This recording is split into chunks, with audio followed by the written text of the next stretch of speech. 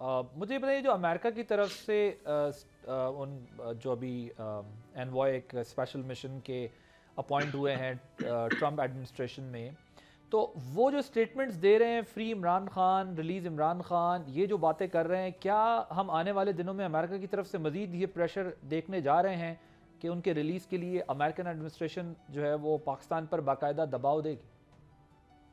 جی وہ پرانا محاورہ تھا، کیونکہ ٹیکنالوجی تبدیل ہو گئی، لیکن کہا جاتا کہ جو جو بھی بات کی گئی ہے اس کی اتنی بھی قیمت نہیں ہے جتنی اس سیاہی کی جس سے وہ کاغذ پر لکھی گئی. تو یہاں چونکہ ایک ٹویٹ کیا گیا تو اس کی کوئی قیمت نہیں ہے. پہلی تو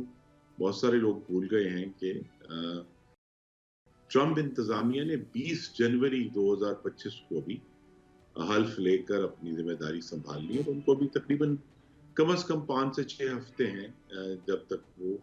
ذمہ داری سنبھال کر کسی کو بھی کچھ کہنے کی پوزیشن میں ہوں گے. لیکن میری توقع نہیں ہے کہ وہ اس معاملے میں پاکستان پر کوئی دباؤ ڈالیں گی، کیونکہ امریکہ کا جو انٹرسٹ ہے پاکستان میں